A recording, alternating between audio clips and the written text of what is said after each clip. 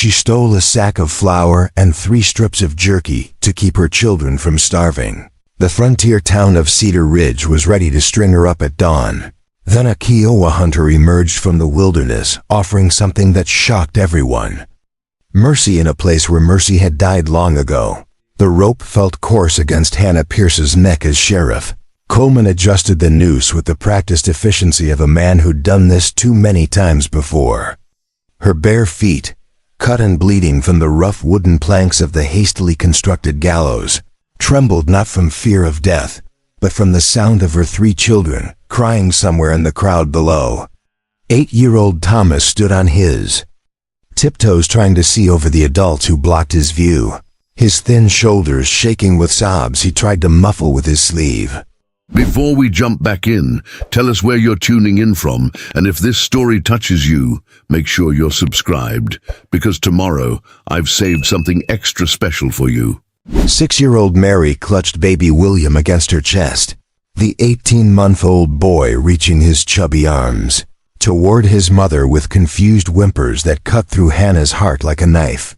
The October wind of 1876 whipped across the Colorado Territory, carrying with it the scent of early snow and the promise of a harsh winter that Hannah would never see. The crowd of Cedar Ridge had gathered at sunrise, their faces hard as the rocky ground beneath their feet. These were people who'd carved lives from unforgiving wilderness, who'd fought Comanche raids and survived drought and flood and the kind of winters that killed the weak. They had little patience for thieves, even desperate mothers, and even less sympathy for those who couldn't make their own way in this brutal land. Mayor Hutchins stood near the front, his gold pocket watch gleaming in the morning light as he checked the time with obvious impatience. Behind him, the wives of the town's prominent men whispered among themselves, their words lost in the wind, but their expressions clear enough. Justice would be served today, swift and final, the way it had to be in a place where law came at the end of a rope, and mercy was a luxury they couldn't afford. Hannah's mind drifted to 3 days earlier, when she'd made the choice that brought her to this moment. Her husband Robert had been dead for 6 months, killed when his horse threw him into a rocky creek bed during a cattle drive. The small savings they'd accumulated had gone to pay his burial costs and the debts he'd left behind. She'd tried to find work in town, but Cedar Ridge was a hard place for a woman alone with 3 small children. The men needed workers who could ride fence lines and brand cattle, not mothers who had to stop every few hours to tend to crying babies. The women had their own families to care for and saw Hannah as competition for the few domestic jobs available. When the first snows came early and her children began crying themselves to sleep from hunger, Hannah had made a decision that seemed reasonable at the time, but now felt like the greatest mistake of her life. She'd waited until the general store was busy with the Saturday morning crowd, then slipped a small sack of flour and 3 strips of dried beef into her coat, while old Mr. Peterson was distracted by a customer arguing about credit terms. The food would have lasted her family maybe 4 days, enough time to figure out something else, some other solution to the impossible mathematics of survival. But young Billy Peterson had sharp eyes and a mean streak that ran deeper than his father's kindness. He'd seen her take the items and raise such a commotion that half the town came running. The stolen goods were worth maybe $2, but in Cedar Ridge, theft was theft, and theft meant hanging. Sheriff Coleman had been reluctant at first, suggesting perhaps they could find some other solution, but Mayor Hutchins had been adamant. The law was the law, and if they started making exceptions for mothers with hungry children, where would it end? Every hard luck case in the territory would come to Cedar Ridge, expecting handouts and sympathy. The town had to be strong, had to show that it wouldn't tolerate weakness or lawlessness, even when that lawlessness came wrapped in the desperate love of a mother for her children.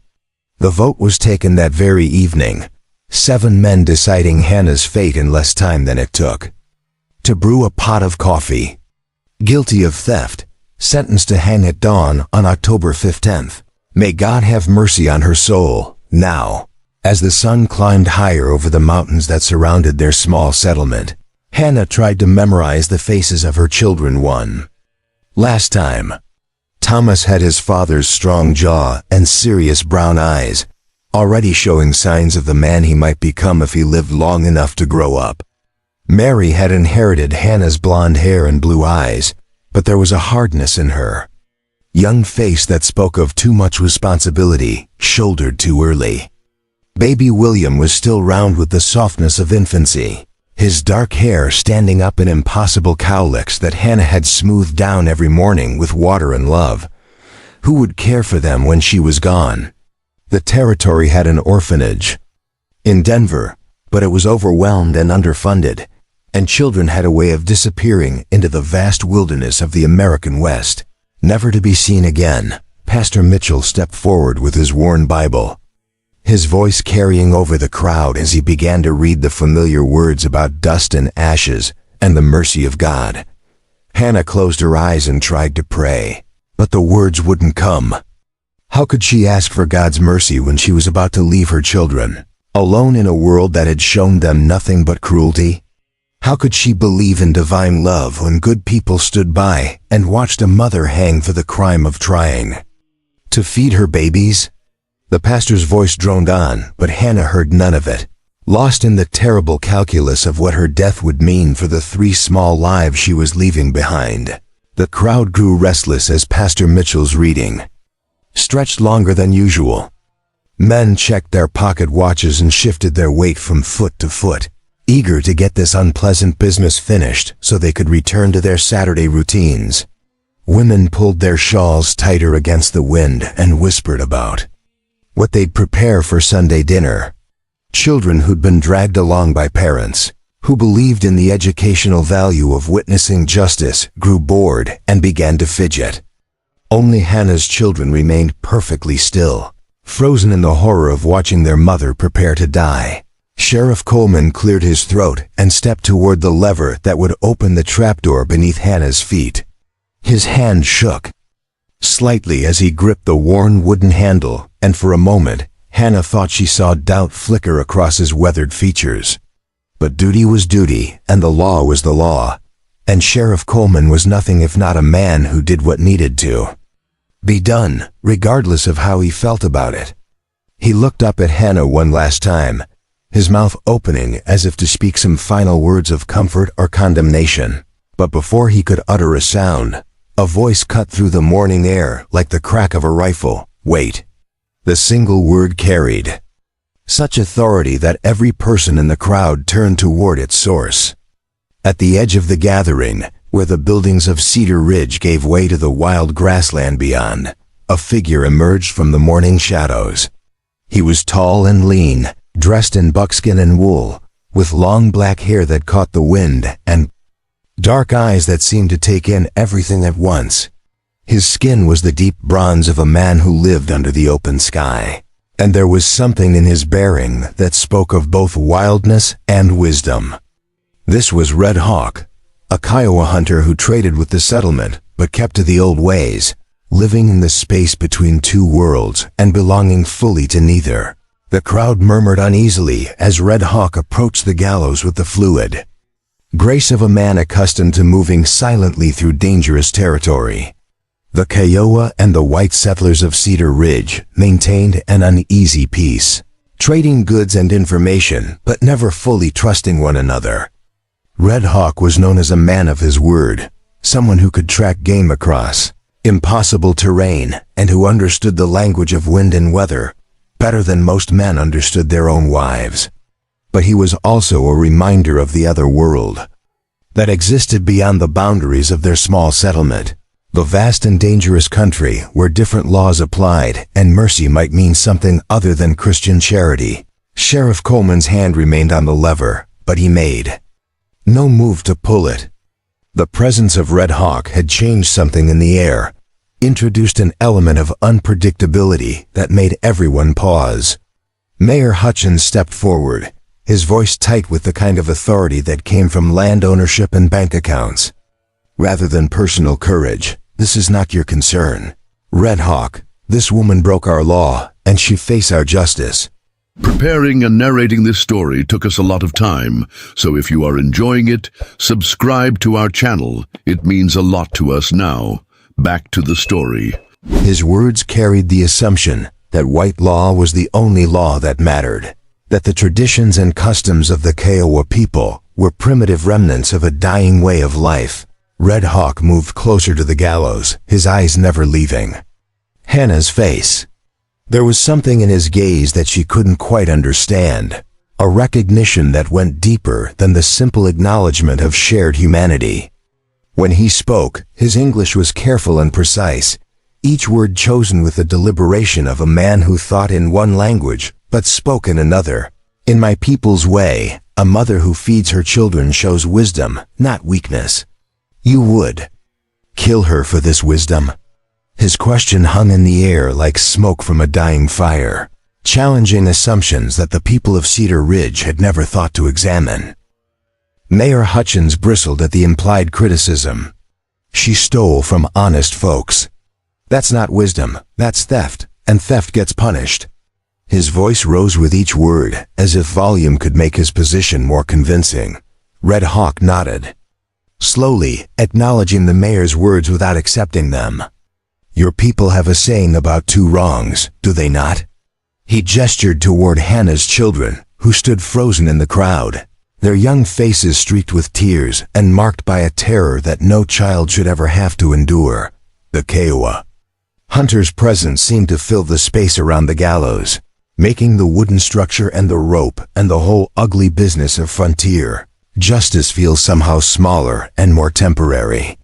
He represented something that existed outside the rigid categories of Cedar Ridge society, a different way of understanding justice and mercy and the obligations that bound people together. His very existence challenged the assumption that their way was the only way, that Christian civilization represented the pinnacle of human moral development. Hannah found herself studying Red Hawk's face, trying to understand why this stranger would risk involving himself in her fate. She'd seen him before, of course, trading horses and furs at the general store, but they'd never spoken beyond the basic courtesies required by commerce. He moved through Cedar Ridge like a ghost, visible but not quite present, accepted but never welcomed. Now he stood beneath her gallows, challenging the will of the entire town for reasons she couldn't begin to fathom. The tension in the crowd was growing thicker by the moment. Men began to mutter among themselves, their voices carrying undertones of anger and frustration. They'd come to see justice done, to witness the swift and final resolution of a problem that threatened their sense of order and security. Red Hawk's intervention felt like interference, an unwanted complication in what should have been a simple matter of crime and punishment. Some of the younger men began to edge closer to the gallows, their hands moving unconsciously toward the weapons they carried. The eternal suspicion between white settlers and native peoples, never far beneath the surface of even the most peaceful interactions, but Red Hawk seemed oblivious to the growing hostility around him. His attention remained focused entirely on Hannah, as if the two of them were alone in some vast and empty space where the opinions and prejudices of others held no power. When he spoke again, his words were directed not to the crowd but to her. Specifically, do you wish to live? The question was simple but profound, cutting through all the legal and moral complexities to the heart of what mattered most. Hannah's voice caught in her throat as she tried to answer. Of course she wanted to live, but wanting and hoping were luxuries she'd given up when Sheriff Coleman had placed the noose around her neck. She'd spent the long night in her jail cell coming to terms with death, making peace with the idea that her story would end here on this rough wooden platform. Now Red Hawk was offering something she didn't dare believe in again, hope. Yes, she whispered, the word barely audible above the wind. Red Hawk turned to face Mayor Hutchins and Sheriff Coleman, his posture straightening with the kind of dignity that came from deep cultural traditions and unshakable personal confidence. Then I claim the right of substitution according to the old treaty between our peoples and yours. His words carried the weight of history, invoking agreements and understandings that most of the people in Cedar Ridge had forgotten or never learned. Mayor Hutchins looked confused and angry. What treaty? What right? This is 1876, not some ancient time when. But his protests were cut short by Sheriff Coleman, who remembered more of the territory's complex legal history than most. He's talking about the Morrison Accords. The sheriff said slowly, his voice heavy with reluctance. Signed in '68 between the territorial government and the Kiowa Confederation. Gives them certain rights in legal matters involving their trading partners. Coleman looked up at Red Hawk with something that might have been respect. But Hannah Pierce isn't Kiowa, and she's not a trading partner. She is now, Red Hawk said simply, reaching into his leather pouch and producing a small object that caught the morning light. It was a piece of turquoise carved into the shape of a hawk suspended from a leather cord. Without asking permission, he approached the gallows and placed the cord around Hannah's neck, the turquoise pendant resting against her heart. By the customs of my people, I claim her as family. Her debt becomes my debt. Her fate becomes my responsibility. The crowd erupted in angry shouts and confused questions. Some people demanded to know if such a thing was even legal, while others protested that they couldn't allow Indian customs to override white justice. But Sheriff Coleman raised his hand for silence, his face grim with the knowledge that he was about to make a decision that would be remembered and argued about for years to come. The Morrison Accords are still in effect, he said finally. And if Red Hawk wants to invoke them, I don't have the authority to refuse. He looked up at Hannah, then at Red Hawk, then at the angry crowd that surrounded them. But this doesn't make the theft disappear. Someone still has to answer for what was stolen. I will answer, Red Hawk said without hesitation. The value of what she took, I will pay double. The harm to your community, I will repair with work and service. But the woman and her children will live. His words carried the finality of stone carved into mountain faces. Immovable and eternal, Hannah felt the world spinning around her as the implications of Red Hawk's offer sank in.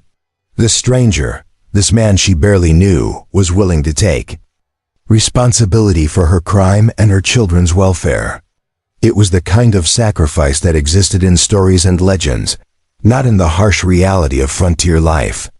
She wanted to protest, to tell him that she couldn't accept such a gift. But the rope around her neck and the terrified faces of her children made words impossible. Mayor Hutchins was furious, his face red with anger and frustration. This is ridiculous. We can't let some old treaty interfere with justice.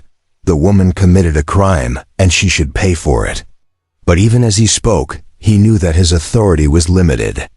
The territorial government took treaty obligations seriously, if only to avoid the kind of Indian conflicts that could devastate trade and settlement.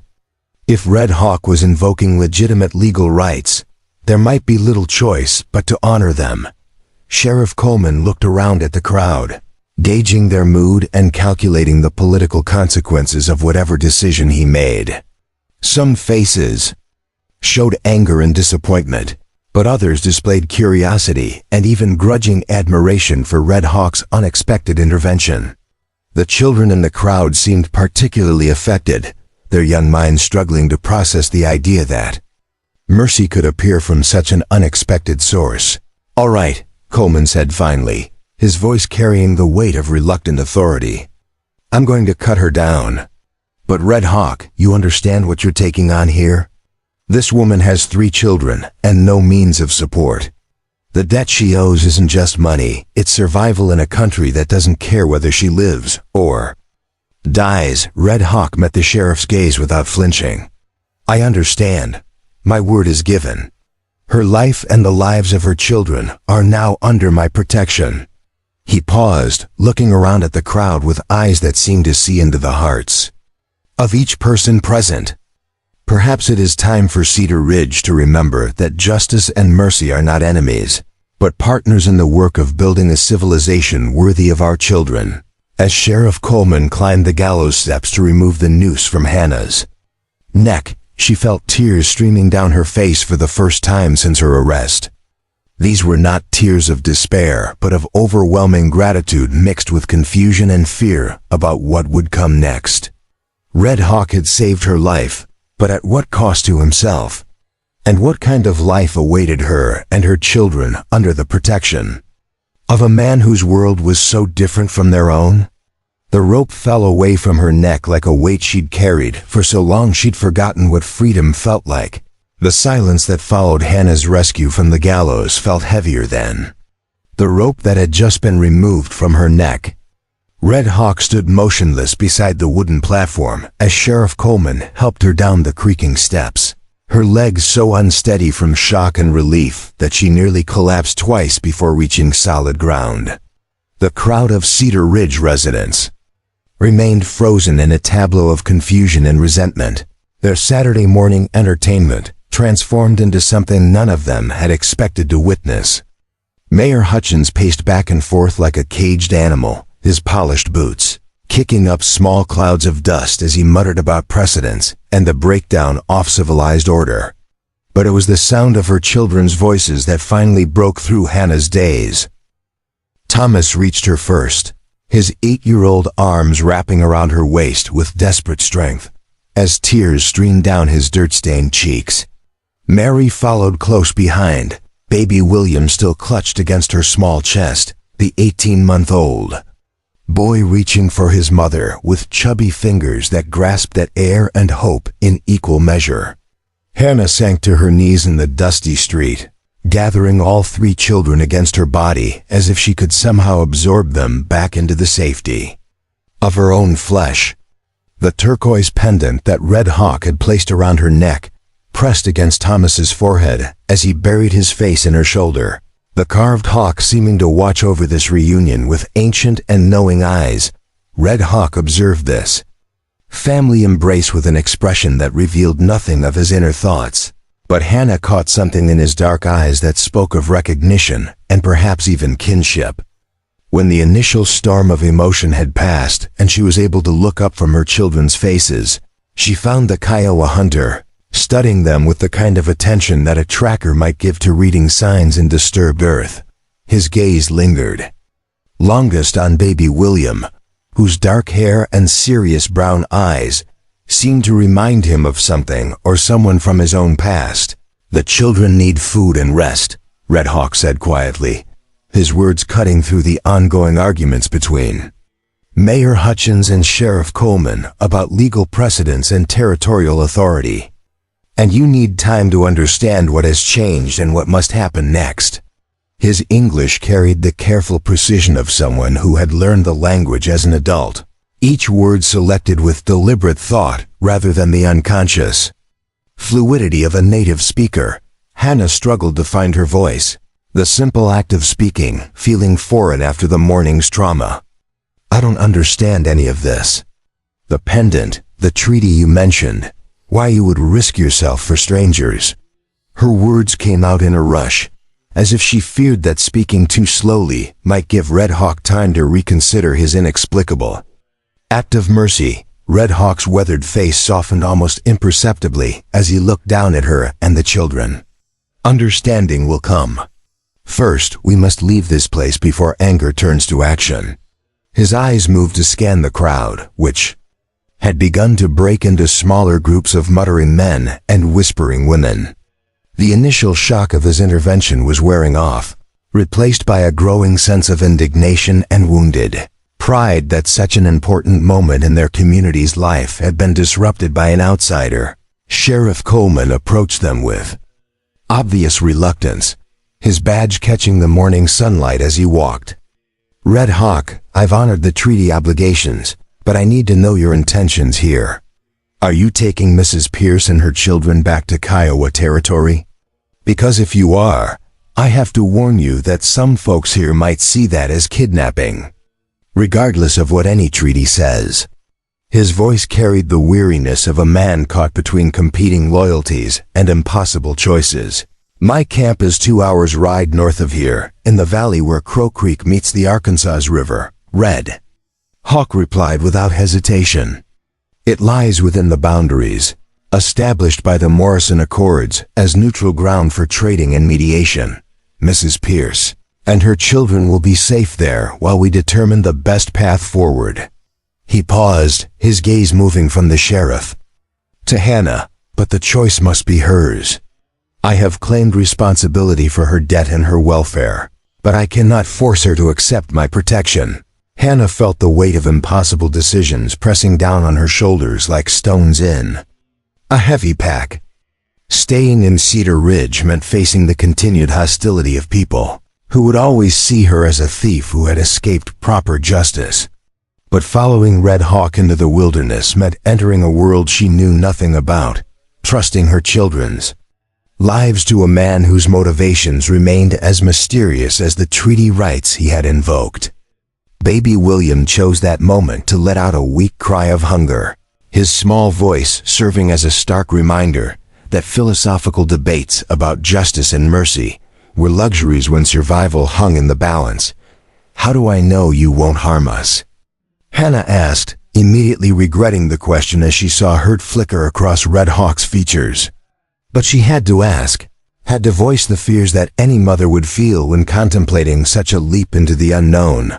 Red Hawk was quiet. For a long moment, his eyes focused on something beyond the visible horizon. When he spoke, his words carried the weight of personal history and cultural tradition that Hannah could sense, but not fully comprehend.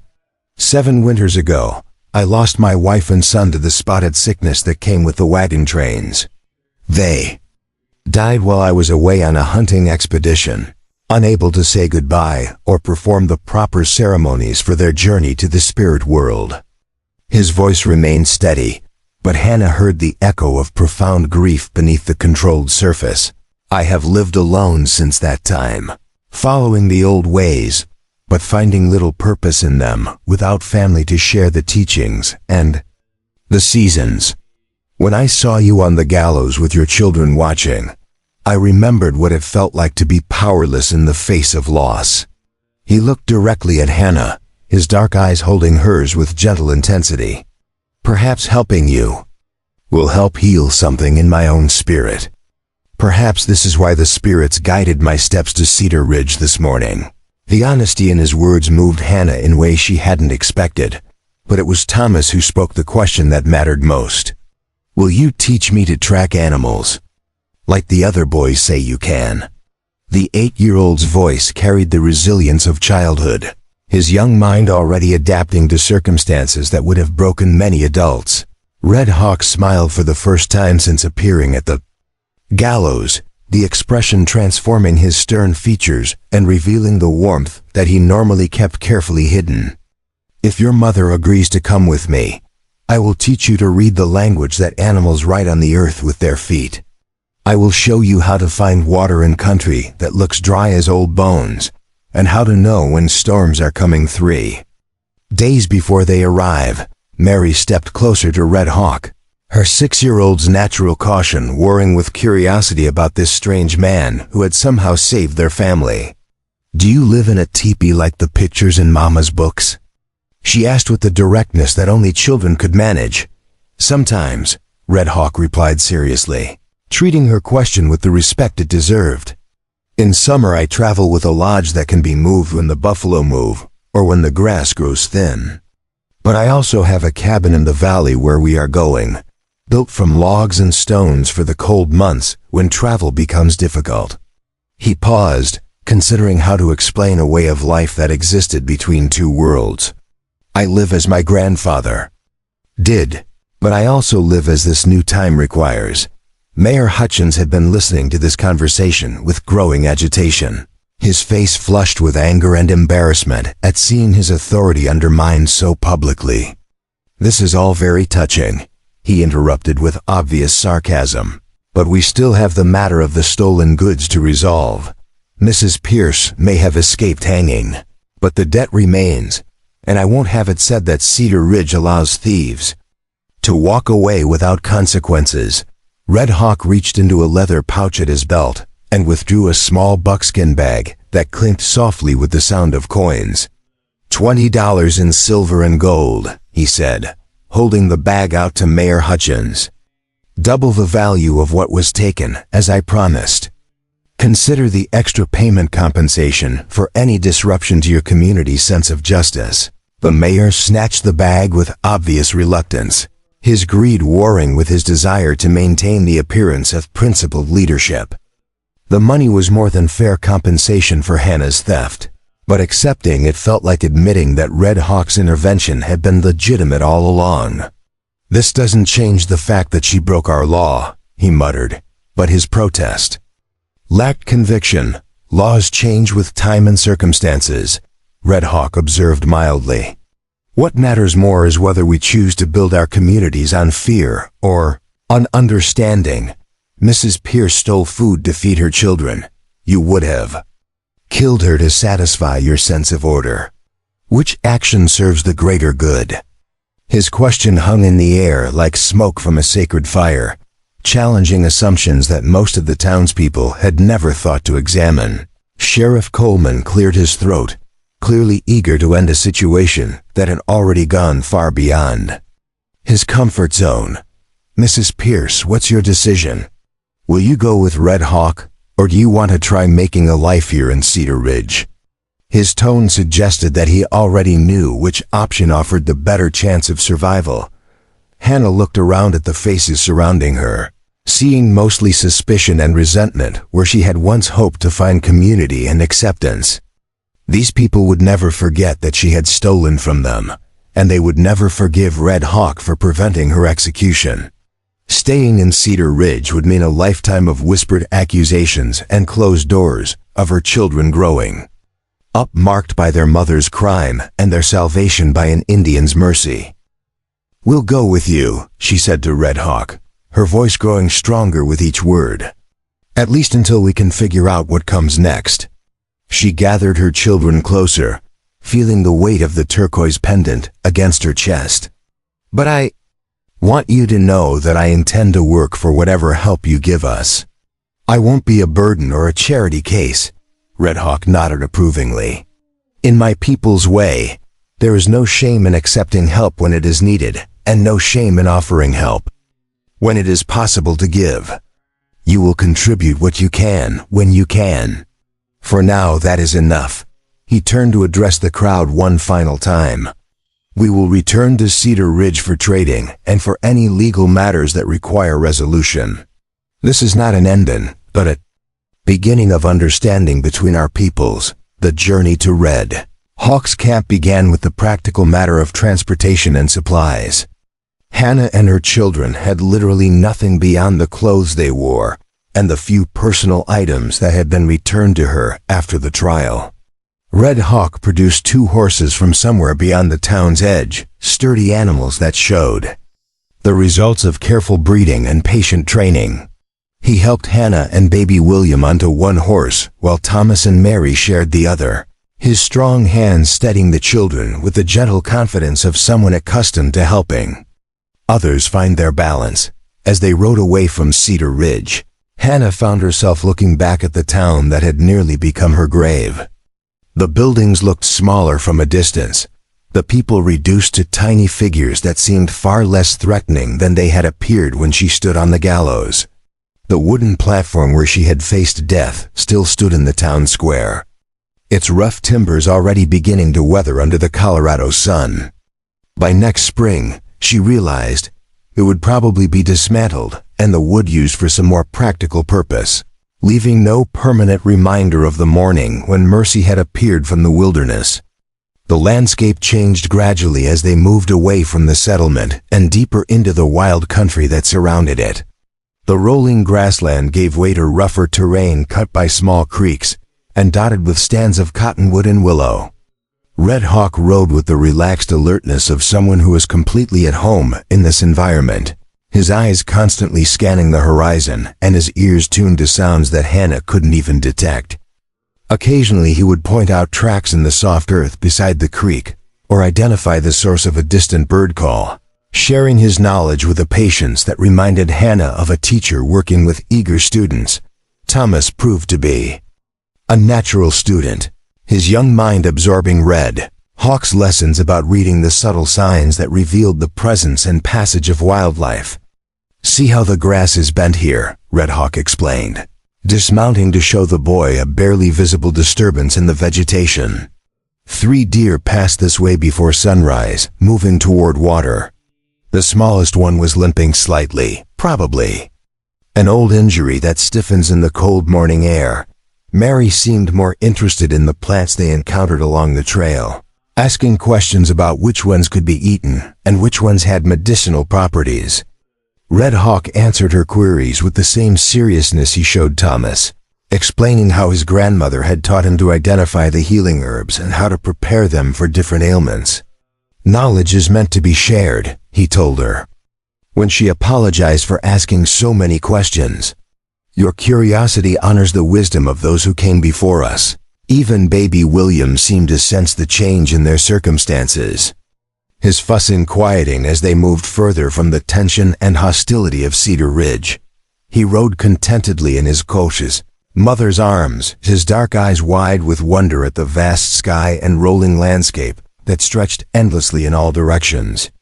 Hannah found herself relaxing for the first time in months. The rhythmic motion of the horse and the warmth of the sun on her face, creating a sense of peace that felt almost foreign after so much fear and desperation. As they crested a low hill, Red Hawk's camp came into view in the valley below. It was smaller than Hannah had expected, but more permanent looking than she had imagined. A well-built log cabin sat near the junction of 2 creeks, its stone chimney already sending up a thin line of smoke that spoke of warmth and comfort waiting within. Nearby stood a traditional Kiowa lodge, its painted hide covering bright with geometric patterns that told stories Hannah could not read, but somehow found beautiful. A small corral held several horses, and she could see the neat lines of a vegetable garden that had been carefully tended through the growing season. "This is your home?" Hannah asked, unable to keep the surprise from her voice. "One of them," Red Hawk replied. "My people move with the seasons and the buffalo herds, but this valley has been a gathering place for many generations.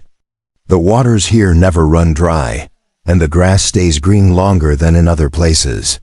It seemed like a good place to build something that would last. As they descended into the valley, Hannah felt something she had almost forgotten how to experience. Hope for a future that might hold more than mere survival. The interior of Red Hawk's cabin revealed a man who lived between 2 worlds with deliberate intention rather than confused compromise. Hannah stepped through the heavy wooden door, baby William balanced on her hip, and found herself in a space that somehow managed to honor both Kiowa traditions and frontier practicality without betraying either. Buffalo robes and woven blankets covered the floors and furniture, their rich browns and deep reds warming the room despite the approaching October chill. But the furniture itself was solid and functional, built by hands that understood the necessity of surviving harsh winters in country that could kill the unprepared. Thomas and Mary followed close behind their mother, their young eyes wide with curiosity as they took in details that spoke of a life unlike anything they had previously experienced. Bundles of dried herbs hung from the rafters, filling the air with scents that were both foreign and somehow comforting. A collection of weapons lined one wall, ranging from traditional Kiowa bows and lances to modern rifles and pistols, each piece maintained with the care of someone who understood that survival often depended on being prepared for multiple kinds of danger. Books in both English and what Hannah assumed must be Kiowa pictographs occupied shelves built into the thick log walls.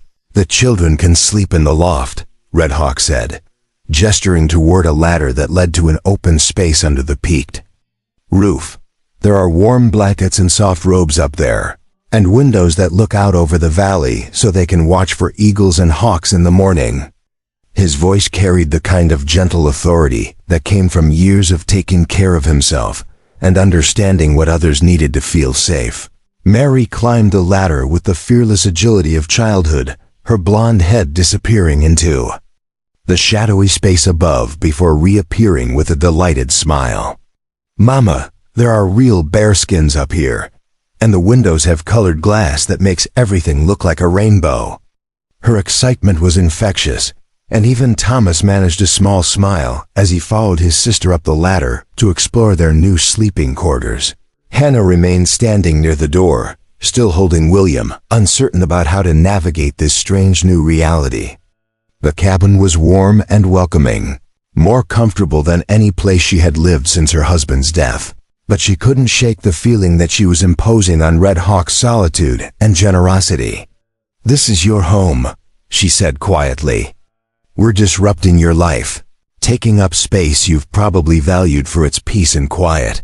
Red Hawk was building up the fire in the large stone hearth, his movements economical and practiced. "A home without the sound of children's voices is just a shelter," he replied without looking up from his work. "And silence that comes from loneliness is not the same as silence that comes from peace."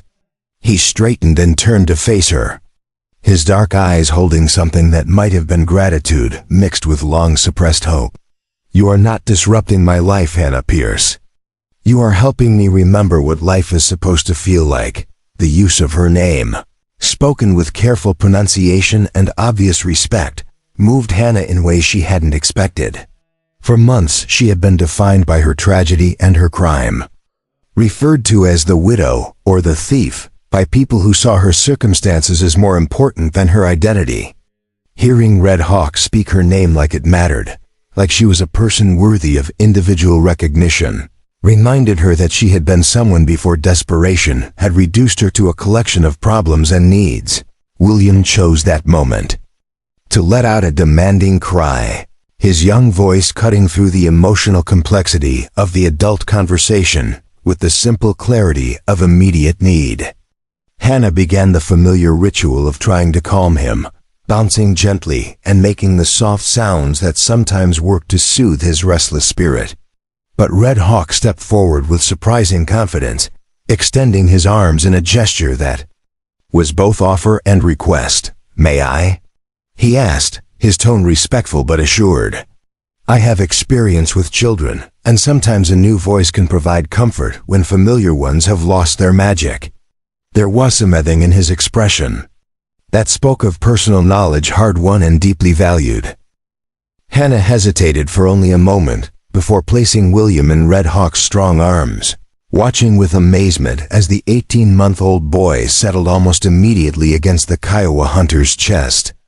Red Hawk began to hum a low melodic tune that seemed to come from some deep cultural memory, his voice creating a sound that was both lullaby and prayer. William's crying stopped, replaced by the kind of peaceful breathing that indicated genuine contentment rather than mere exhaustion. "How did you know how to do that?" Hannah asked, unable to keep the wonder from her voice. Red Hawk's expression grew distant as he continued to hold the now sleeping child. "My son would have been about his age if he had lived. Sometimes I practice the songs my father sang to me, imagining the day when I would pass them on to the next generation." His voice carried the weight of dreams that had died with his family, but also a kind of healing that came from finally being able to use knowledge that had been stored away in grief. Thomas and Mary had climbed back down from the loft, their exploration complete and their verdict clearly positive. "Mr. Red Hawk," Thomas said with the formal politeness that Hannah had tried to instill in all her children, "do you really know how to track buffalo like the stories say?" His 8-year-old's imagination was clearly captured by the romantic notion of following great herds across endless grassland. "The buffalo have moved far from this valley," Red Hawk replied seriously, settling into a chair near the fire with William still peaceful in his arms. "But yes, I know their ways and their patterns. Perhaps tomorrow I can show you some of the signs they left behind when they passed through here last spring." He looked at Hannah, seeking permission for the adventure he was proposing. There is much that children can learn from studying the tracks and trails of animals. Lessons that apply to more than just hunting. Mary had discovered a collection of beadwork and quillwork in a wooden chest near the hearth, her young fingers drawn to the intricate patterns and bright colors of traditional Kiowa artistry. "Did you make these?" she asked, holding up a pair of moccasins decorated with geometric designs that seemed to tell stories in their flowing lines. "My wife made those," Red Hawk said gently. "She was skilled in the old arts, able to create beauty from simple materials through patience and vision." He paused, watching Mary examine the delicate work.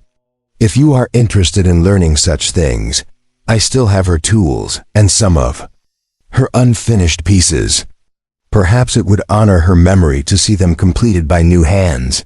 The afternoon passed in a rhythm of discovery and gentle instruction as Red Hawk began the process of introducing Hannah's family to a way of life that balanced traditional wisdom with practical adaptation.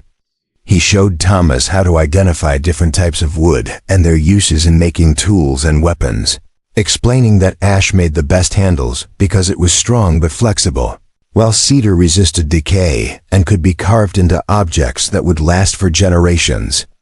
Mary proved to have natural talent for the detailed work of beadwork, her small fingers steady and sure as Red Hawk taught her the basic stitches that formed the foundation of more complex patterns.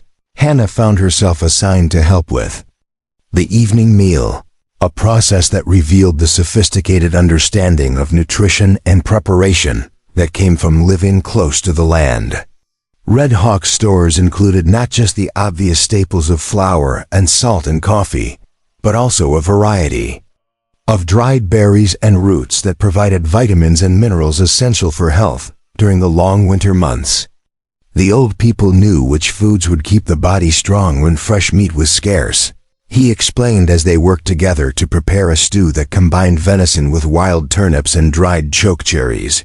"Everything here feels so intentional," Hannah observed as she watched Red Hawk measure ingredients with the precision of someone who understood that waste could mean the difference between survival and death.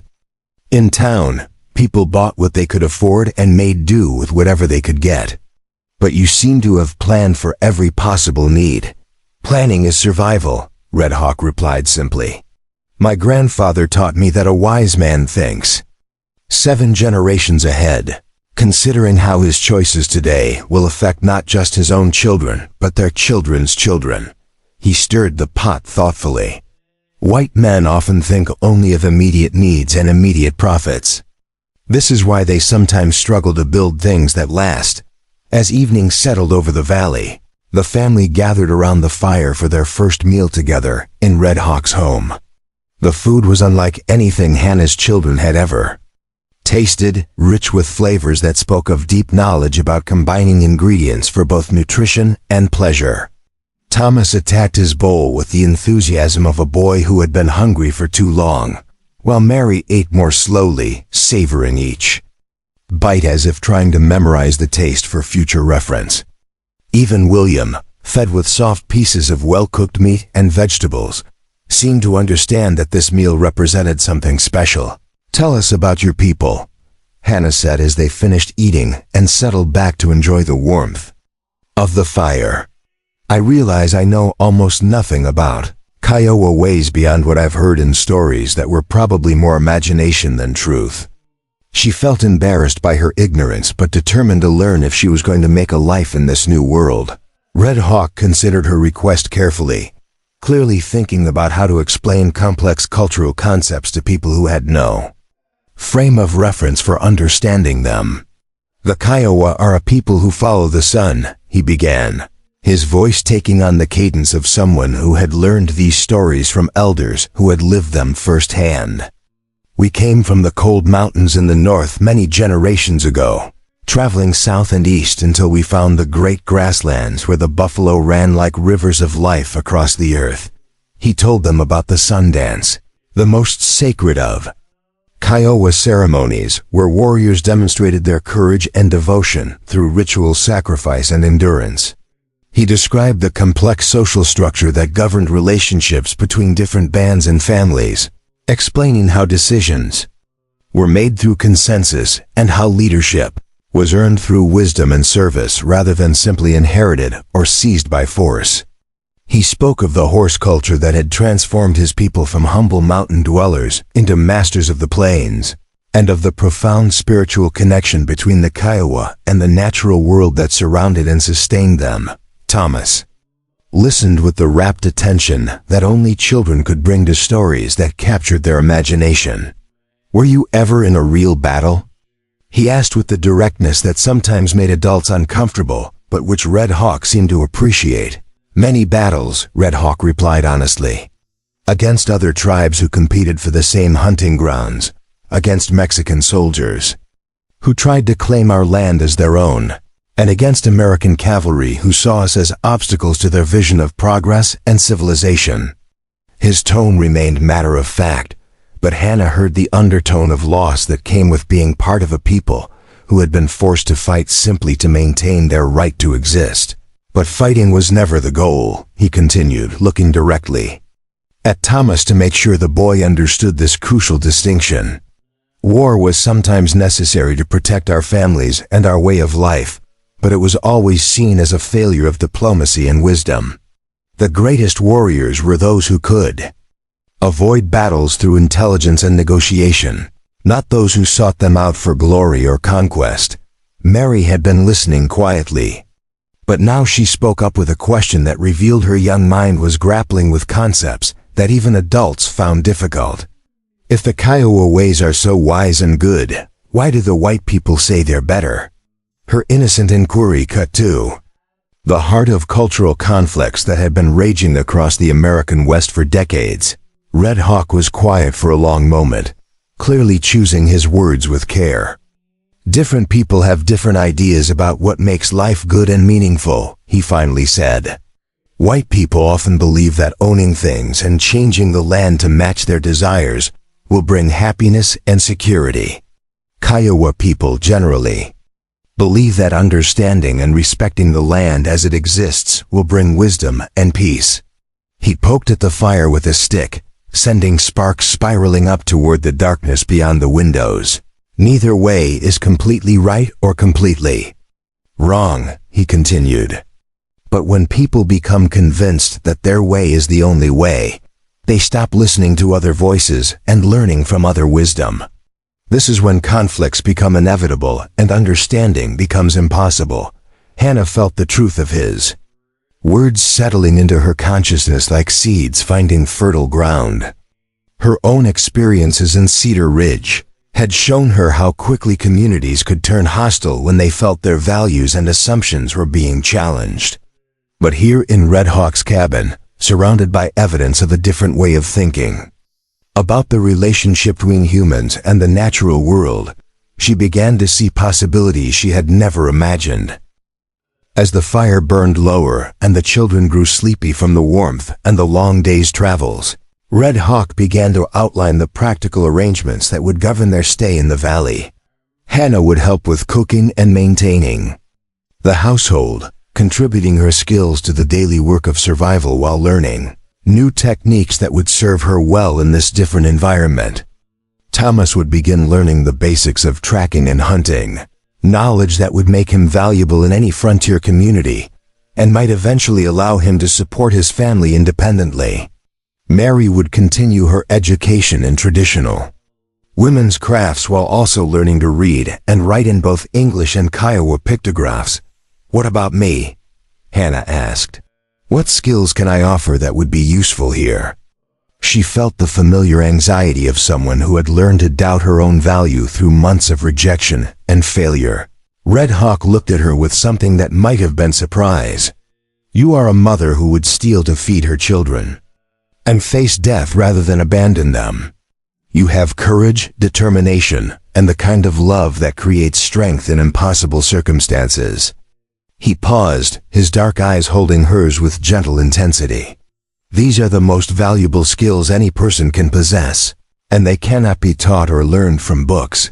As they prepared for their first night in the valley, Hannah felt something she had not experienced in months, the possibility that tomorrow might bring opportunities, rather than just new variations of the same desperate struggles.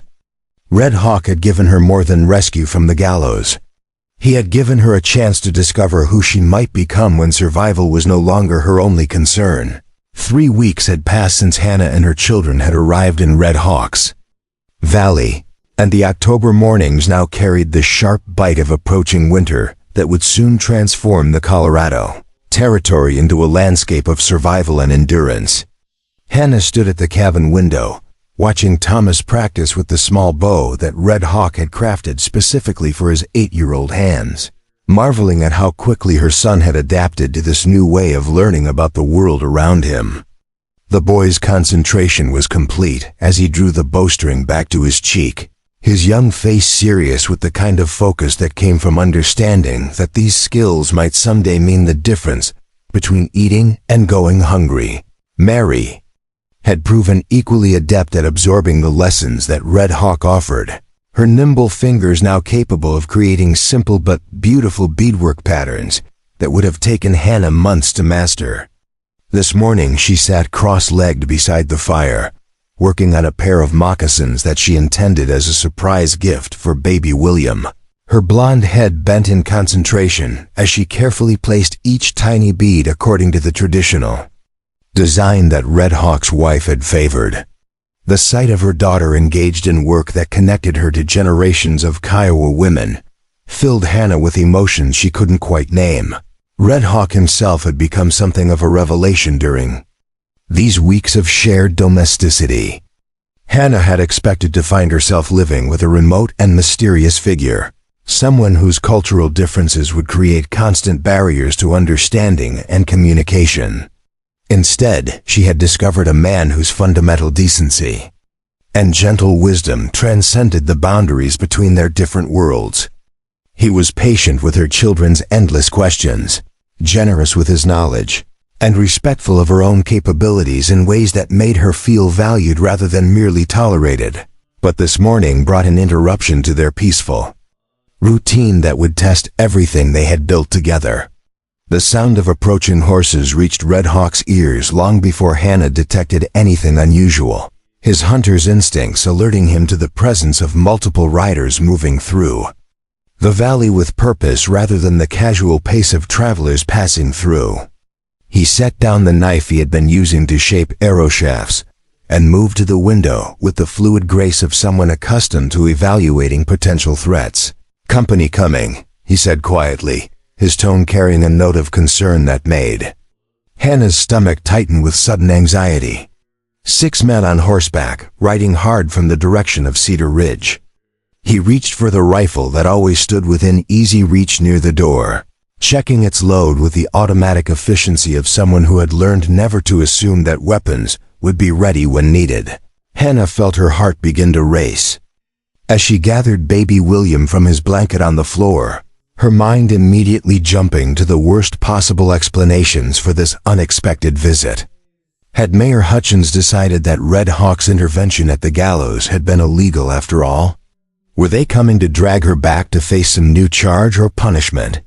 The peaceful weeks in the valley had allowed her to forget, temporarily, that the outside world still existed and still harbored resentments about her escape from what many considered to be proper justice.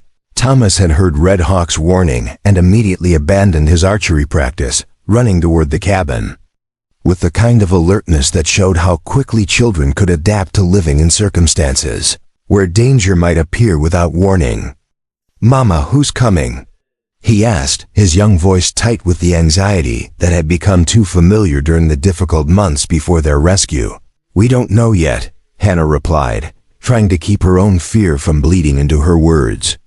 "But Red Hawk will handle whatever it is." She was surprised to realize that she meant those words completely, that somewhere during the past 3 weeks she had developed genuine trust in this man who had risked so much to save her family. The riders came into view as they crested the hill that overlooked the valley, and Hannah's worst fears seemed to be confirmed when she recognized Sheriff Coleman's distinctive gray horse among the group. But as they drew closer, she could see that this was not the angry mob she had expected. The men rode with the controlled urgency of an official delegation, rather than the chaotic energy of vigilantes seeking revenge. Still, the sight of armed men approaching their sanctuary filled her with dread. Red Hawk stepped out onto the cabin's covered porch, his rifle held casually but ready, his posture radiating the kind of quiet confidence that came from being completely at home in his own territory. Hannah remained inside with the children, but positioned herself where she could observe the approaching confrontation through the window. She noticed that Red Hawk had chosen his position carefully, placing himself where he could retreat into the cabin if necessary while maintaining clear sight lines in all directions. Sheriff Coleman raised his hand in a gesture of peaceful intention as the group of riders approached the cabin, but his expression was grim in a way that suggested this visit would bring complications regardless of his personal preferences. "Red Hawk," he called out when they were still 20 yards away. "We need to talk. Official business that can't wait." His tone carried the weariness of a man who had been sent to handle a situation he would have preferred to avoid. "Speak." "Your business," Red Hawk replied without moving from his position on the porch. "If it concerns Mrs. Pierce and her children, they deserve to hear whatever accusations or demands you bring." His English remained carefully precise, each word chosen to convey both respect for legal authority and absolute determination to protect those under his care. Sheriff Coleman dismounted slowly, his movements careful and deliberate as he approached the porch with his hands visible and away from his weapons. The other 5 men remained mounted but alert, their eyes scanning the valley as if expecting trouble to emerge from the surrounding hills. Hannah recognized 2 of them as Cedar Ridge residents, but the others wore the kind of clothes and carried the type of equipment that suggested they had come from somewhere much further away. "Mrs. Pierce," Sheriff Coleman called toward the cabin, "I'm going to need you to come outside for this conversation. What I have to say concerns your legal status and the welfare of your children." His words carried the formal weight of official pronouncement, but Hannah detected something in his tone that might have been sympathy or even apology. Hannah handed William to Mary with whispered instructions to keep the children inside no matter what happened, then stepped out onto the porch beside Red Hawk. The October air felt cold against her skin, but the chill that ran down her spine had nothing to do with the weather and everything to do with the expressions on the faces of the men who had ridden so far to find her. 3 days ago, we received a telegram from the territorial government in Denver, Sheriff Coleman began, pulling a folded document from his coat pocket. "Seems there's been some interest in your case from people with more authority than anyone in Cedar Ridge." He unfolded the paper with obvious reluctance. "Mrs. Pierce, you're wanted for questioning in connection with a bank robbery that took place in Kansas 2 years ago." Hannah felt the world tilt sideways as the words sank in. "That's impossible," she said, her voice barely above a whisper. "I've never been to Kansas. I've never robbed anything except that food from Peterson's store." But even as she spoke, she felt a cold certainty settling in her stomach that this new accusation was connected to something from her past that she had hoped was buried forever. One of the unfamiliar men dismounted and approached the porch with the swagger of someone accustomed to having his authority respected without question. He was young, probably not much older than 30, with the kind of carefully groomed appearance that spoke of city life and regular meals. "Mrs. Pierce, I'm Detective Morrison from the Kansas City Police Department. We have evidence linking you to a robbery that took place in Dodge City in 1874. 3 men and 1 woman held up the cattleman's bank and made off with nearly $2,000 in gold and currency. I was pregnant with William in 1874, Hannah said desperately. I was living in Colorado Springs with my husband, working at the hotel laundry. I have witnesses who can verify." But she stopped speaking as a terrible possibility began to take shape in her mind. Robert had been away for several weeks that year, claiming to be working cattle drives in Kansas. When he returned, he had been flush with money and full of stories about his success in the cattle business. Detective Morrison pulled out a photograph, a formal portrait of the type taken in city studios for people who could afford such luxuries. The woman in the picture had Hannah's general build and coloring, but the facial features were different enough that anyone who knew Hannah well would never mistake one for the other. Still, she could see how someone looking at the photograph and trying to match it to a face seen briefly during a violent crime might make the connection. This photograph was found among the possessions of Kate Morrison, one of the robbers who was killed during the shootout with law enforcement 6 months after the robbery. Detective Morrison continued. It was labeled H. Pierce, Colorado Springs on the back. We believe it was given to her by someone who knew you, someone who may have been involved in planning the robbery. The pieces fell into place in Hannah's mind with sickening clarity. Kate Morrison had been her husband's cousin, a woman with a reputation for associating with dangerous men and questionable schemes. Robert had mentioned her occasionally, always with the kind of dismissive tone he used when discussing relatives who had failed to make respectable lives for themselves. Hannah had never met Kate, but she remembered Robert taking one of her photographs when he left for that cattle drive, claiming he wanted to show his cousin what his wife looked like. My husband may have known Kate Morrison, Hannah admitted reluctantly. But I never met her, and I certainly never participated in any robbery. If she had my photograph, it's because Robert gave it to her, not because I was part of any criminal enterprise. She felt Red Hawk's presence beside her like a steadying force, his quiet strength helping her maintain her composure in the face of this new crisis. Detective Morrison's expression suggested he had heard similar denials from numerous suspects and found them all equally unconvincing. Mrs. Pierce, we also have witness testimony placing a woman matching your description in Dodge City during the week of the robbery. A hotel clerk remembers checking in a pregnant woman who gave the name Hannah Pierce and paid in advance with gold coins. That wasn't me, Hannah said firmly, but she could hear the desperation creeping into her voice. Whoever it was must have been using my name, probably because Robert told them about me.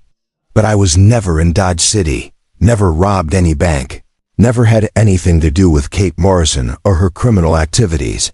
Red Hawk spoke for the first time since the accusations had begun, his voice carrying the kind of authority that came from absolute certainty about right and wrong.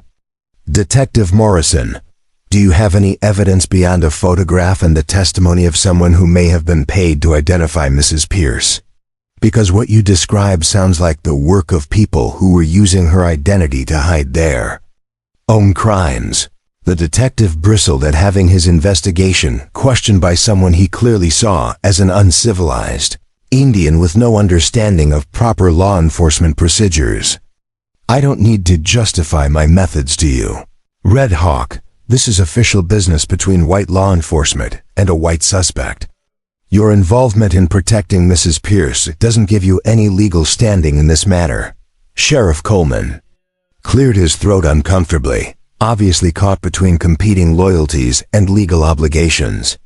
Detective Morrison, I have to point out that Red Hawk's intervention in Mrs. Pierce's case was conducted according to territorial treaty law.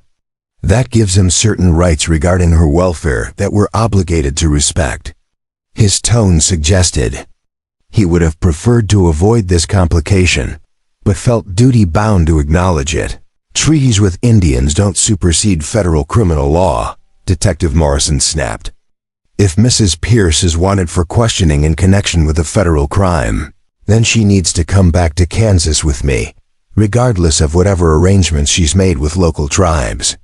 His dismissive tone revealed exactly what he thought. About the legal rights of Native peoples, Red Hawk stepped forward slightly, his movements subtle but unmistakably protective. Mrs. Pierce is under the protection of Kiowa law as well as territorial law. If you want to remove her from this valley, you'll need to provide evidence that convinces both jurisdictions of the legitimacy of your claims. His voice remained calm, but Hannah could sense the steel beneath the diplomatic language. The confrontation was escalating in ways that could easily turn violent, with too many armed men facing off over principles and jurisdictions that none of them fully understood. Hannah realized that she needed to take control of the situation before someone made a decision that would endanger everyone she cared about, especially her children who were watching from inside the cabin. I'll go with you to Kansas, she said suddenly, her words cutting through the tension like a blade. I'll answer your questions and submit to whatever investigation you think is necessary. But I want guarantees about my children's welfare while I'm gone. And I want Red Hawk's right to advocate for me, respected throughout the process. She looked directly at Detective Morrison, meeting his gaze with the kind of steady determination that came from having already faced the worst that life could offer. Red Hawk turned to stare at her in obvious surprise and concern. "Hannah, you don't have to agree to this. We can fight these accusations here, where you have support and legal protections." His voice carried urgency, but also respect for her right to make her own decisions. "If I run again, I'll always be running," Hannah replied quietly. "My children deserve better than a mother who's constantly looking over her shoulder, waiting for the next accusation or the next threat to tear our family apart." She looked at the detective with eyes that held both fear and resolve. "But I want your word that this investigation will be conducted fairly, and that if I'm cleared of these charges, my family will be left in peace." Detective Morrison nodded curtly, clearly pleased to have avoided a potentially complicated jurisdictional dispute. "Mrs. Pierce, if you're innocent as you claim, then a proper investigation will establish that fact. Justice is what we're after, not persecution." His words sounded formal and official, but Hannah heard nothing in his tone that convinced her. He was particularly interested in any outcome other than closing his case.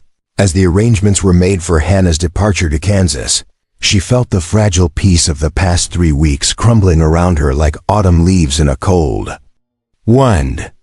But she also felt something else, something that had been absent during her previous encounters with law enforcement.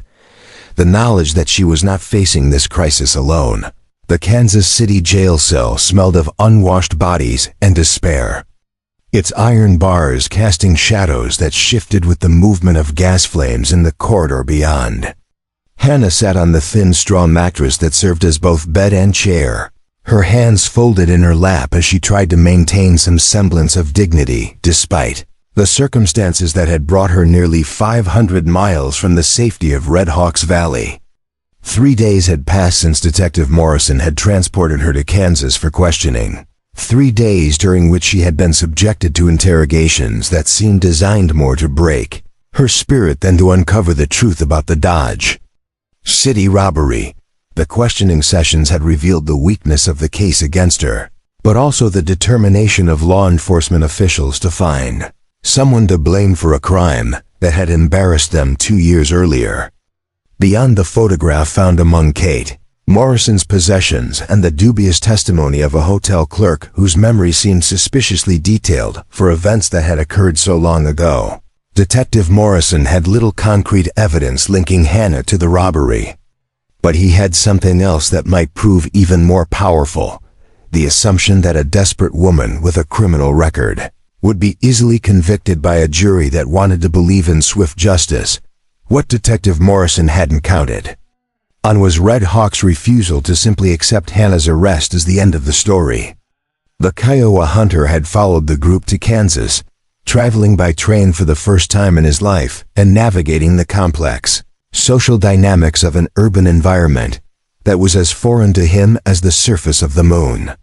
He had arrived in Kansas City within hours of Hannah's imprisonment, armed with the Morrison Accords and a determination to ensure that the treaty rights he had invoked were respected throughout the legal process.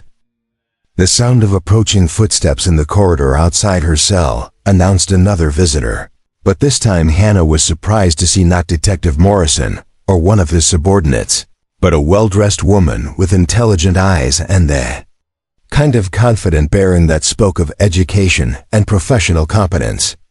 She introduced herself as Margaret Sullivan, an attorney who specialized in defending clients whose cases involved questions of identity and mistaken accusations. "Mrs. Pierce, I've been retained by Red Hawk to represent your interests in this matter," Margaret said as she settled into the chair that had been provided for attorney-client conferences. "He's paid my fee from his own savings and provided me with information that I believe will prove your innocence of these charges." Her voice carried the crisp authority of someone accustomed to being taken seriously in courtrooms, dominated by men who questioned women's professional capabilities. Hannah felt a surge of emotion that threatened to overwhelm her carefully maintained composure. The knowledge that Red Hawk was still fighting for her, even here in this alien environment hundreds of miles from his home, reminded her that she had not been abandoned to face this crisis alone. "He shouldn't have spent his money on me," she sighed quietly. "I don't know how I could ever repay such a debt." According to Kiowa custom, debts between family members are matters of honor rather than commerce, Margaret replied with a slight smile. "Red Hawk considers you and your children to be family, which means your welfare is his responsibility regardless of cost or convenience." She opened a leather portfolio and removed several documents. "Now, let's discuss what we know about the real perpetrators of this crime and how we're going to prove your innocence." The attorney's investigation had uncovered details about the Dodge City robbery that Detective Morrison had either overlooked or deliberately ignored in his eagerness to close the case. The woman who had participated in the crime was indeed Kate Morrison, Hannah's husband's cousin, but she had been accompanied by 3 men, including a certain Robert Pierce, who matched the description of Hannah's deceased husband in several key details. Bank witnesses had described the female robber as dark-haired and heavily pregnant, characteristics that would have made her instantly distinguishable from Hannah, even to casual observers. "Your husband was involved in this robbery," Margaret said gently, her tone conveying both sympathy for Hannah's situation and professional assessment of the facts. "The evidence suggests that Kate Morrison was using your identity as a form of insurance, creating a false trail that would lead investigators to you if the gang was ever identified." She paused to let this information sink in. "The question now is whether we can prove that you were in Colorado Springs during the week of the robbery, establishing an alibi that will make Detective Morrison's case impossible to maintain." Hannah's mind raced as she considered the implications of her attorney's words. Robert's betrayal felt like a physical wound. The knowledge that he had deliberately put her at risk to protect his criminal activities, adding a new dimension to her grief over his death. But more immediately pressing was the realization that proving her innocence would require her to publicly acknowledge her husband's criminal past, potentially damaging her children's memory of their father. "What kind of evidence do we need?" Hannah asked, forcing herself to focus on practical matters rather than emotional complications. "It's been 2 years since the robbery. How can we prove where I was on specific dates when most people can barely remember what they did last week?"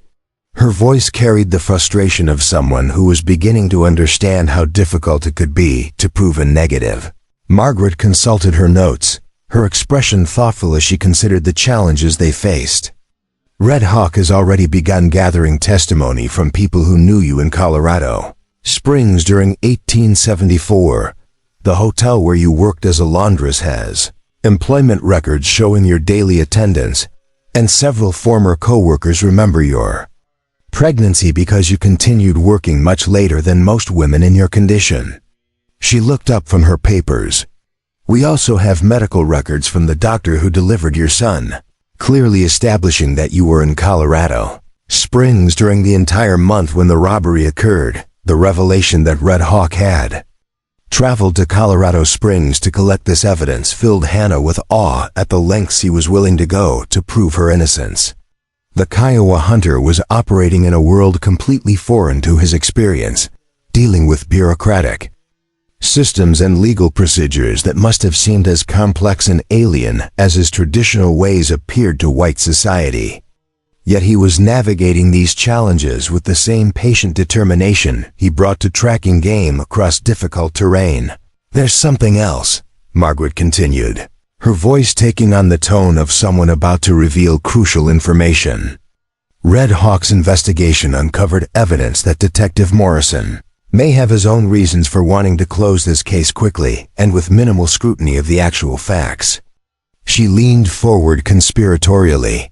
"It seems that Detective Morrison's brother was the bank president in Dodge City at the time of the robbery, and there are questions about whether the reported amount of stolen money was accurate." The implication was clear. Detective Morrison might be more interested in protecting his family's reputation than in ensuring that justice was served. If the bank president had been involved in some form of embezzlement or fraud, then a quick conviction of convenient scapegoats would prevent further investigation into the bank's financial practices. Hannah felt a cold anger building in her chest at the realization that she was being used as a pawn in someone else's effort to cover up corruption. "Can we prove any of this?" Hannah asked, her voice tight with controlled fury. "Or are we just trading one set of unprovable allegations for another?" She had learned through bitter experience that accusations without evidence were worthless in legal proceedings, regardless of how true they might actually be. Margaret's smile suggested that she had been hoping for exactly this question. Red Hawk has been quite resourceful in his investigation. He's managed to locate 2 of the men who participated in the original robbery, both of whom are now in prison for other crimes and might be willing to testify about what really happened, in exchange for considerations regarding their current sentences. She paused dramatically. "He's also found the hotel clerk who originally identified you, and it turns out that Detective Morrison paid him $50 for his testimony." The sound of heavy footsteps in the corridor announced the arrival of Detective Morrison himself, his face flushed with anger and his hand resting prominently on the pistol at his hip. He had clearly overheard at least part of the conversation between Hannah and her attorney, and his expression suggested that he was not pleased with the direction their investigation was taking. "Mrs. Sullivan," he said with forced politeness, "I think it's time for your meeting with the prisoner to conclude." Margaret stood slowly, her movements deliberate and unhurried despite the obvious threat in Detective Morrison's demeanor. "Detective, my client is entitled to adequate time for consultation with counsel. If you're concerned about the content of our discussions, perhaps you should examine your own investigation more carefully." Her tone remained professionally courteous, but her words carried an unmistakable challenge. "Your client is a bank robber and a fugitive from justice," Detective Morrison replied, his voice rising with each word. "And your Indian friend is interfering with a federal investigation by spreading lies and bribing witnesses to change their testimony."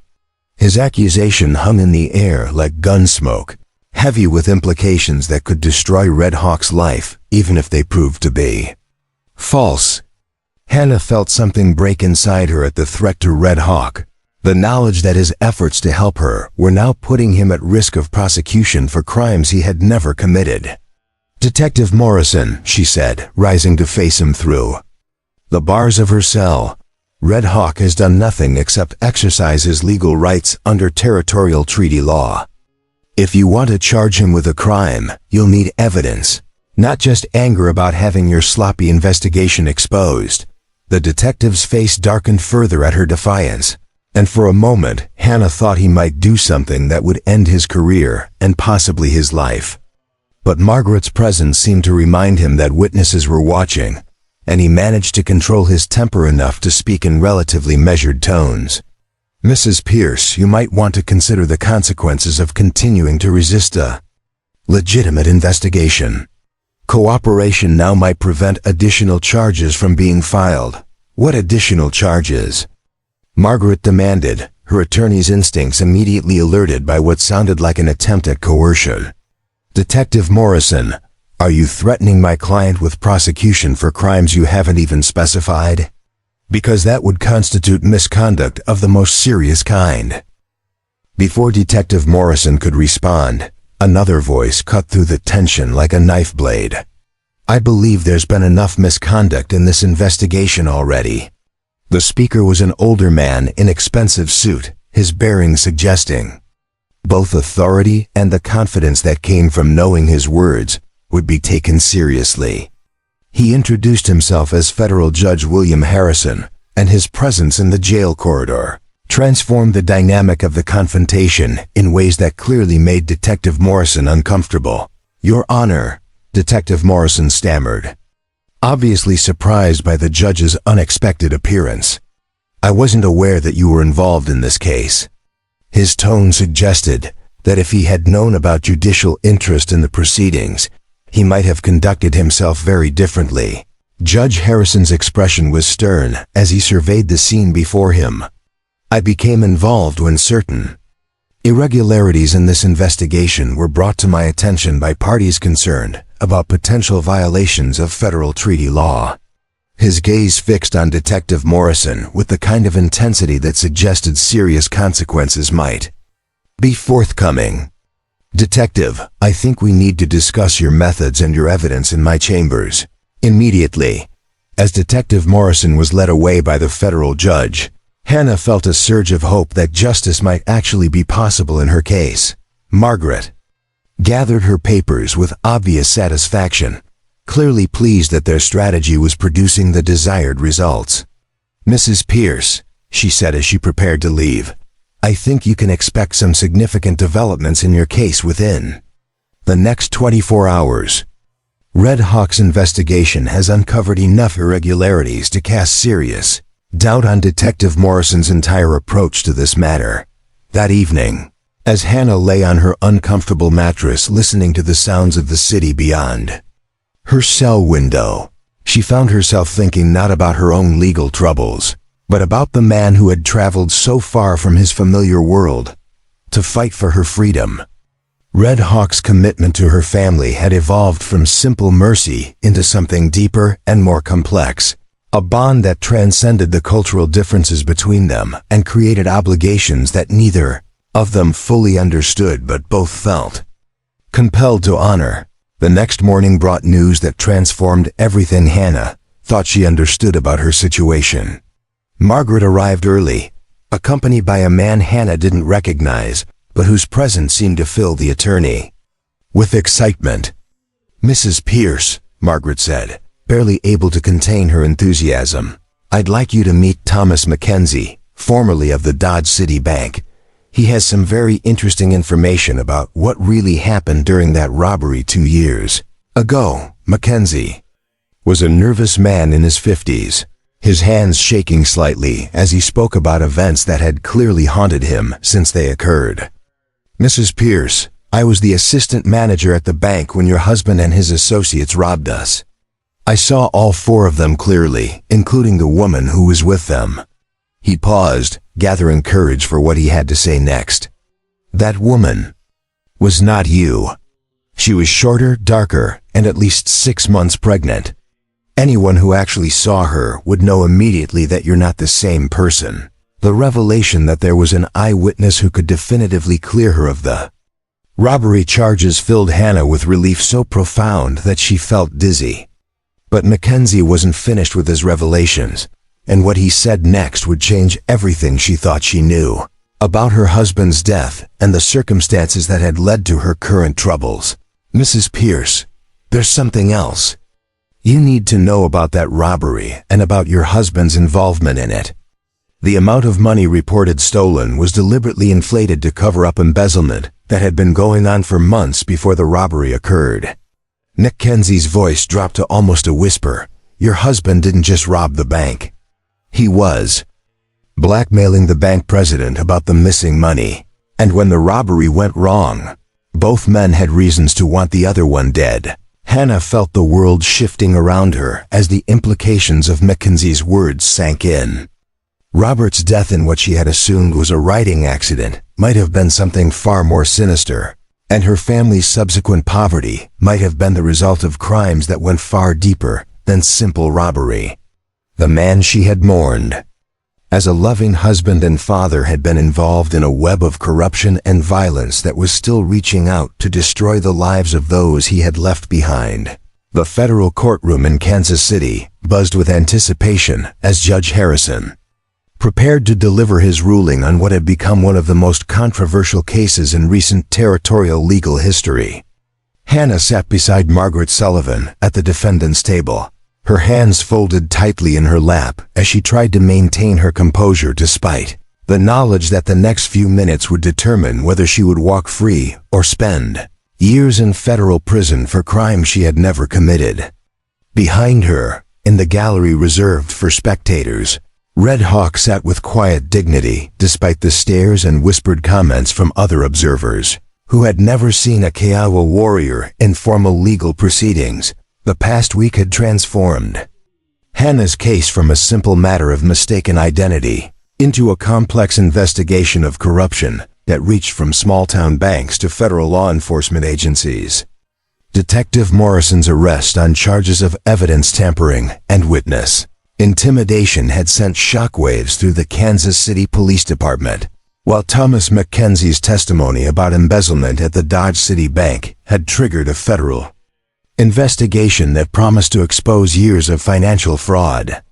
Hannah found herself at the center of a legal storm that had very little to do with her own actions and everything to do with powerful men's efforts to hide their crimes. Judge Harrison's weathered face revealed nothing of his thoughts as he surveyed the crowded courtroom, his eyes lingering for a moment on Red Hawk before moving to Hannah and her attorney. This case has raised serious questions about the integrity of our legal system and the rights of all citizens to fair treatment under the law, he began, his voice carrying the authority of decades spent weighing evidence and determining justice. After careful review of all evidence presented, including testimony from multiple witnesses and examination of financial records spanning several years, this court has reached the following conclusions. The judge's deliberate pace made every second feel like an hour as Hannah waited to learn her fate. She thought about her children, who were staying with Red Hawk's sister in a Kiowa camp 2 days' ride from Kansas City, and wondered what kind of life awaited them regardless of this court's decision. Thomas had proven remarkably adaptable to life among the Kiowa, his natural curiosity and Red Hawk's patient teaching helping him develop skills that would serve him well in any frontier environment. Mary had formed close bonds with the Kiowa women, who had welcomed her enthusiasm for traditional crafts and included her in their daily activities with warmth that transcended cultural differences. The evidence clearly demonstrates that Mrs. Hannah Pierce was not present in Dodge City during the time of the bank robbery in question. Judge Harrison continued, his words sending a wave of relief through Hannah that almost made her faint. Employment records, medical documentation, and witness testimony established beyond any reasonable doubt that she was in Colorado Springs throughout the relevant period, making her participation in the alleged crime impossible.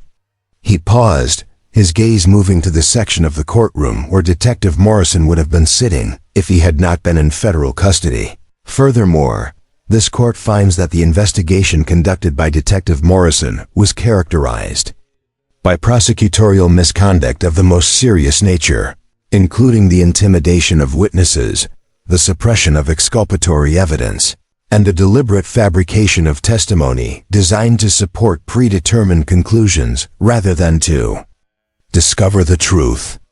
Judge Harrison's voice carried cold anger as he detailed the detective's failures. Such behavior undermines the very foundations of our legal system and will not be tolerated in any proceeding under this court's jurisdiction. Margaret Sullivan reached over to squeeze Hannah's hand as the judge's words made it clear that complete vindication was forthcoming. But Hannah found herself thinking not about her own relief, but about Red Hawk, who had risked so much to ensure that justice would be served. The Kiowa hunter had spent his life savings on legal fees, traveled hundreds of miles through unfamiliar territory, and subjected himself to the scrutiny and often the hostility of a white legal system that had little respect for his people or their traditions. Mrs. Pierce, Judge Harrison said, addressing her directly for the first time during the proceedings, this court hereby dismisses all charges against you and orders your immediate release from custody. You are free to return to your children and to resume your life without the shadow of these false accusations. His expression softened slightly as he continued. This court also wishes to acknowledge the extraordinary efforts of those who work to ensure that justice was served in this matter, particularly Red Hawk of the Kiowa Nation, whose dedication to treaty law and personal honor has provided a model of citizenship that others would do well to emulate. The judge's public recognition of Red Hawk's role in securing Hannah's freedom sent murmurs of surprise through the courtroom, where many spectators had expected the Kiowa hunter to be criticized rather than praised for his interference in white legal proceedings. But Judge Harrison was known for his respect for treaty obligations and his belief that justice should be colorblind, principles that had guided his decisions throughout a long and distinguished career on the federal bench. As the formal proceedings concluded and Hannah was officially released from custody, she found herself surrounded by well-wishers and curiosity seekers who wanted to hear her story firsthand. Newspaper reporters pushed forward with questions about her experiences and her plans for the future, while legal observers discussed the implications of the case for future prosecutions involving treaty rights and cross-cultural legal issues. But Hannah's attention was focused entirely on Red Hawk, who waited patiently at the edge of the crowd with the kind of quiet dignity that had first attracted her attention during those desperate moments on the gallows in Cedar Ridge. "How can I ever thank you for what you've done?" Hannah asked when they were finally able to speak privately outside the courthouse. "You've given me back my life and my children's future. I don't know how such a debt could ever be repaid." Her voice carried the weight of emotions that went far beyond simple gratitude, feelings that she was only beginning to understand herself. Red Hawk's response carried the wisdom of someone who had learned to measure value in terms that had nothing to do with money or material possessions. "In my people's way, helping family is not a debt, but a privilege. You and your children have given my life meaning and purpose that had been missing since I lost my wife and son." He paused, his dark eyes holding hers with gentle intensity. "If there is a debt between us, it is mine to you for allowing me to remember what it feels like to protect and care for those who matter." The journey back to Colorado Territory took on the character of a celebration as Hannah, Red Hawk, and the children reunited and began the long trip home to the valley that had become their sanctuary. Thomas regaled his mother with stories of his adventures in the Kiowa camp, describing the hunting techniques he had learned and the friends he had made among boys his own age. Mary showed off the intricate beadwork she had completed under the guidance of Red Hawk's sister, her skill having improved dramatically during their separation. Even baby William seemed to understand that something important had changed, his laughter coming more easily and his sleep more peaceful. But the most significant change was in the relationship between Hannah and Red Hawk themselves. The crisis that had threatened to destroy everything they had built together had instead strengthened their bond in ways that neither of them had anticipated.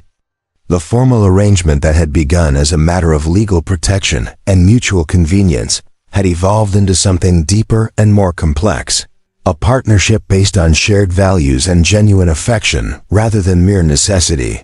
"What happens now?" Hannah asked as they made camp on their second night of travel, the children already asleep in their blankets around the fire. "We've proven that we can survive crises and protect each other, but what kind of life do we want to build together?" Her question carried the weight of someone who had learned not to take stability for granted, but who dared to hope for something more permanent. Red Hawk considered her words carefully, his gaze fixed on the stars that wheeled overhead in patterns his ancestors had used for navigation and storytelling for countless generations. "I know what I want," he said finally. "I want to wake up every morning knowing that you and the children are safe and happy. I want to teach Thomas to be a man who honors both his heritage and his responsibilities. I want to watch Mary grow into a woman who combines strength with wisdom. I want to see baby William learn to walk and talk and discover his place in the world." He turned to look at her directly. "But most of all, I want to share all of those moments with you, not as an obligation or a duty, but as a choice we make together every day." Hannah felt tears gathering in her eyes as she recognized the declaration of love hidden within Red Hawk's careful words. "I've been afraid to hope for too much," she admitted quietly. "I've learned that life can change in an instant, that security and happiness are more fragile than most people realize. But you've shown me that some things are strong enough to survive any storm." She reached for his hand, feeling the calluses and scars that told the story of a life spent providing for and protecting others. I want to build that life with you, Red Hawk, not because I need your protection, but because I can't imagine being truly happy without you. Their wedding ceremony took place in the valley where they had first found peace together, conducted according to both Kiowa tradition and territorial law to ensure that their union would be recognized by both communities. Red Hawk's sister performed the traditional Kiowa rituals, while a circuit judge who traveled through the territory conducted the legal ceremony, creating a bond that honored both of their cultures while establishing their family's place in the rapidly changing world of the American West. The children participated in the ceremony with enthusiasm that reflected their complete acceptance of the new family structure. Thomas stood beside Red Hawk as his best man, wearing traditional Kiowa clothing that had been specially made for the occasion. Mary served as her mother's maid of honor, her blonde hair braided with beads and feathers in patterns that Red Hawk's sister had taught her. Baby William toddled between the adults, his laughter adding joy to the solemn vows being exchanged. As winter settled over the valley and their first year as a legally recognized family drew to a close, Hannah often found herself reflecting on the series of events that had brought them together. Her theft of food from Peterson's store, which had seemed like the beginning of the end when she stood on the gallows in Cedar Ridge, had instead become the first step on a journey toward a life she could never have imagined. The false accusations about the bank robbery, which had threatened to destroy everything they had built, had ultimately strengthened their bonds and proven the depth of their commitment to each other. Do you ever regret the choices that brought us together? Red Hawk asked one evening as they sat by the fire, the children asleep in the loft above and the sound of wind through the valley creating a peaceful backdrop to their conversation. Hannah considered the question seriously, thinking about all the pain and fear and uncertainty that had preceded their current happiness. I regret the circumstances that made those choices necessary, she said finally. I regret that my children had to experience hunger and fear and the threat of losing their mother. But I can't regret the path that led us to this life, because every step of that journey was necessary to bring us to where we are now. She leaned against his shoulder, feeling the steady rhythm of his breathing and the warmth of his presence. Sometimes the worst moments of our lives turn out to be the foundation for the best things that follow. Years later, when their valley had become home to a thriving community that included both white settlers and Kiowa families, Hannah would tell their story to visitors who came seeking the famous woman who had been saved from the gallows by a Kiowa hunter's mercy. She would describe how love could grow from the most unlikely circumstances, how justice could triumph over corruption when good people refused to remain silent, and how families could be built from choice and commitment rather than just blood and tradition. But on this winter evening, with her children safe and her husband beside her, and their future stretching ahead like an unwritten story full of possibility, Hannah Pierce simply closed her eyes and listened to the wind singing through the valley that had become their home, grateful beyond words for the miracle of second chances and the power of unexpected love. Up next, you've got two more standout stories right on your screen. If this one hit the mark, you won't want to pass these up. Just click and check them out, and don't forget to subscribe and turn on the notification bell so you don't miss any upload from us.